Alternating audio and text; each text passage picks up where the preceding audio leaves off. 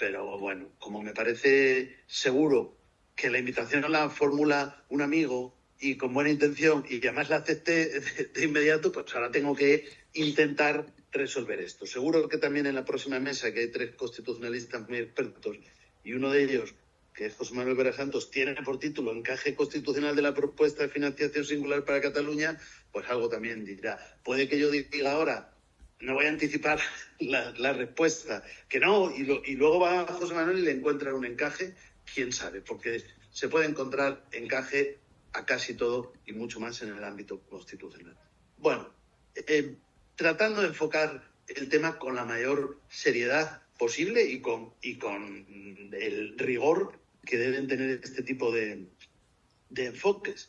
Bueno, los constitucionalistas, cuando nos plantean si algo es constitucional, siempre vamos a 3 elementos, ¿no? Uno, el objeto; otro, el parámetro; y otro, el método o criterio para interpretar ambos, el objeto y el parámetro. Es decir, el objeto es aquello sobre lo que nos preguntan si es o no constitucional. El parámetro, obviamente, es la Constitución, pero algo más, porque acudimos a ideas como bloque de la constitucionalidad, la jurisprudencia constitucional, porque la Constitución, como vamos a ver enseguida, dice bastante poco sobre la cuestión, o por lo menos deja un margen enormemente abierto. Y luego, claro, el método o el criterio de interpretación, porque a veces uno dice, esto me ha pasado con la amnistía y otras cuestiones, he tratado de fundamentar, ya también por escrito, porque yo creía que esto era abiertamente inconstitucional, y luego me decían, entonces usted cree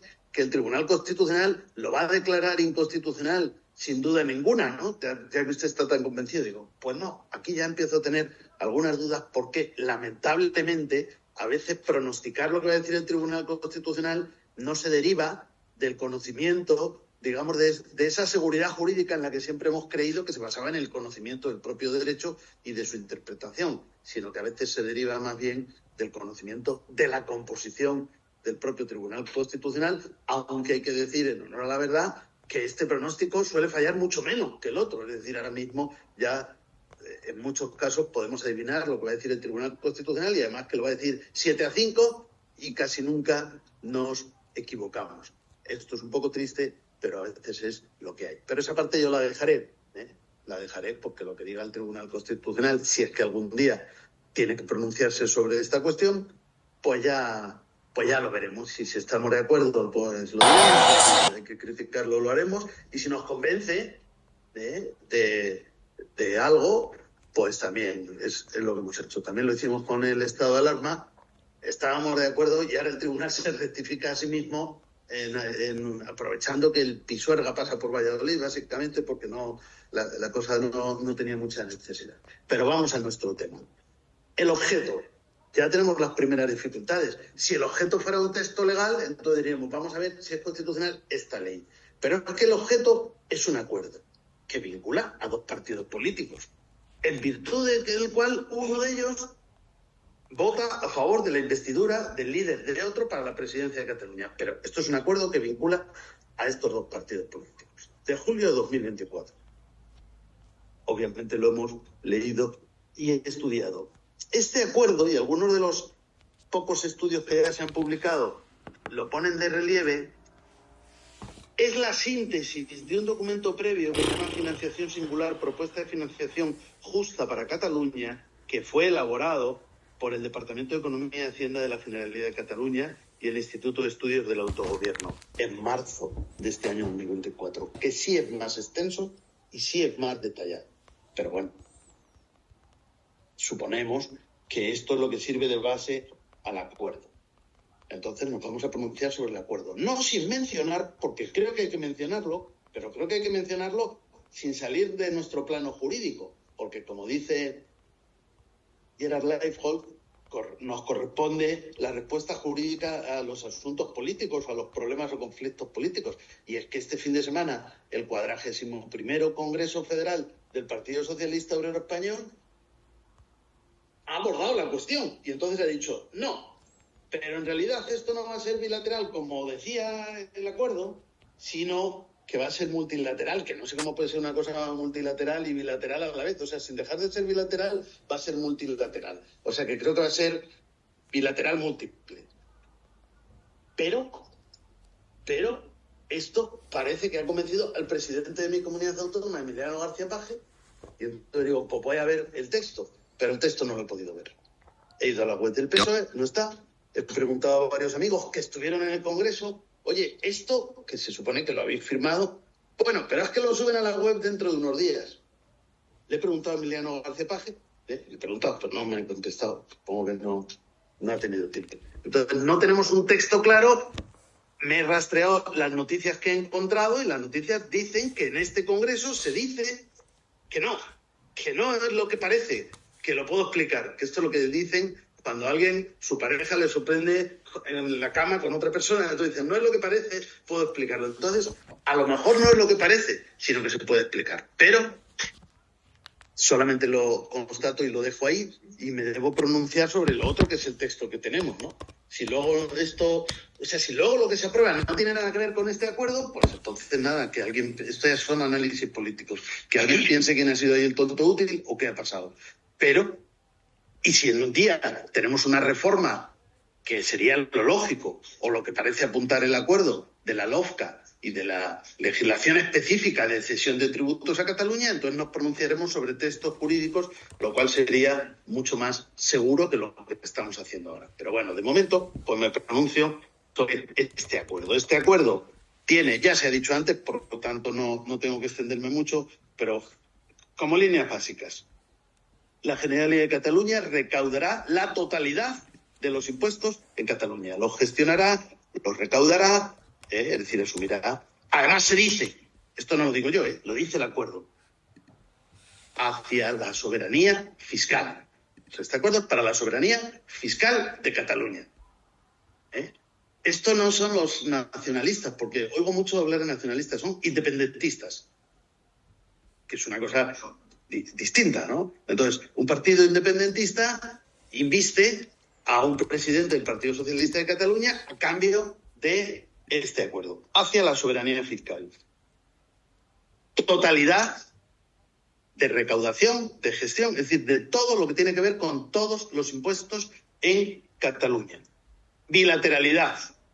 Si ahora se corrige o es bilateralidad múltiple o bilateralidad y a la vez multilateralidad, quién sabe. Este acuerdo no cita la Constitución española ni otro tipo de legislación, más allá de la necesidad de reforma de la LOFCA, que será el fruto del acuerdo.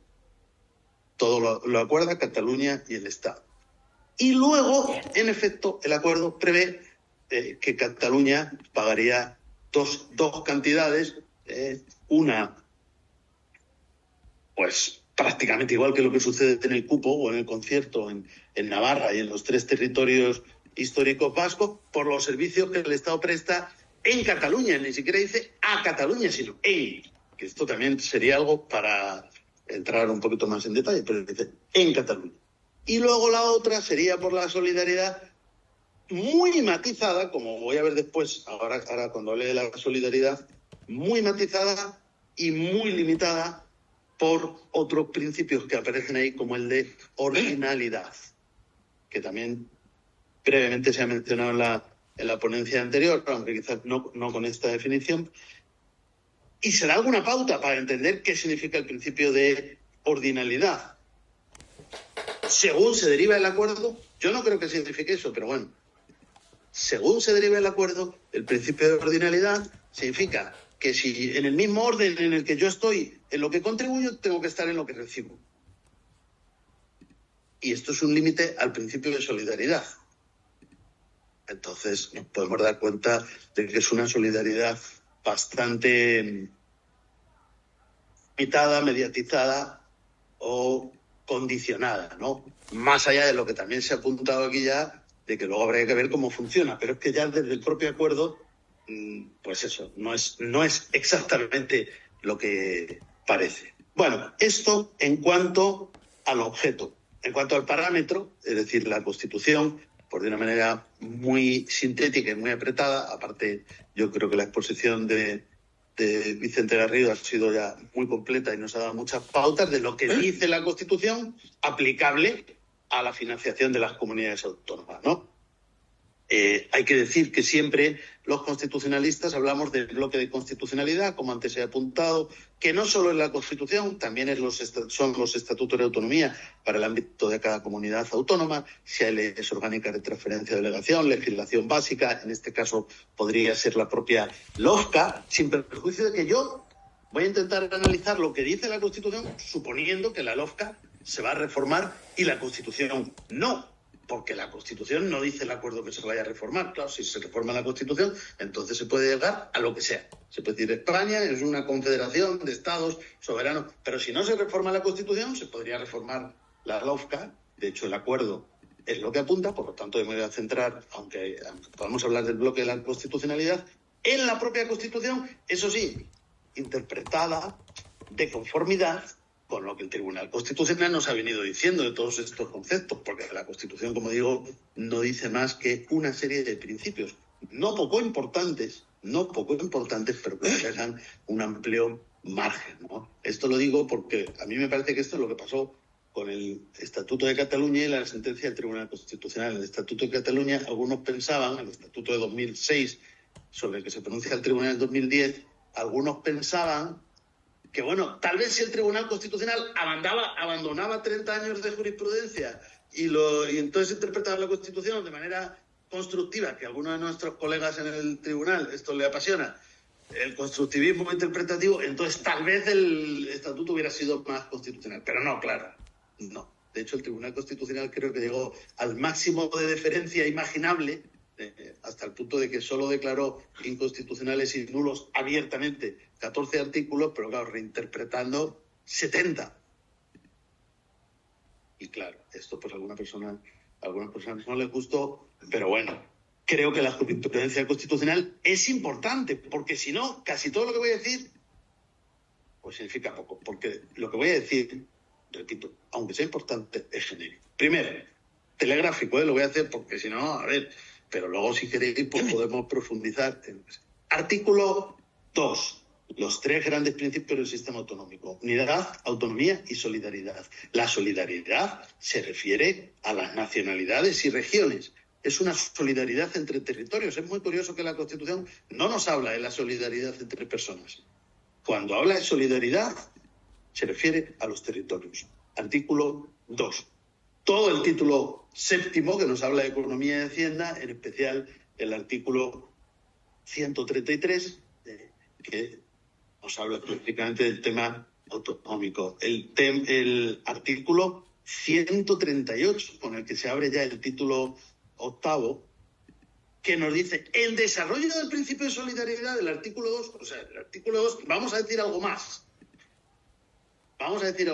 y lo dice el artículo 138, y es que nos dice que el Estado, los poderes públicos, tienen que conseguir el equilibrio económico adecuado y justo. Por lo tanto, el equilibrio económico es un objetivo esencial. Como antes se ha visto, parece que esto no se ha conseguido nunca, pero también voy a decir una cosa: nada va tan mal que no se pueda empeorar. Entonces, es decir, claro que lo de 2009 no ha conseguido estos objetivos, pero por supuesto podemos dar pasos para alejarnos todavía más de estos objetivos. Bueno, artículo 139.1, que nos dice que los españoles tendrán los mismos derechos en cualquier parte del territorio nacional, y otro muy relacionado también sobre la igualdad, que es el 149.1 primero, que es decir, la primera competencia estatal, la primera, es que el Estado puede y debe establecer las condiciones para garantizar la igualdad de todos los españoles en el cumplimiento, o sea, en sus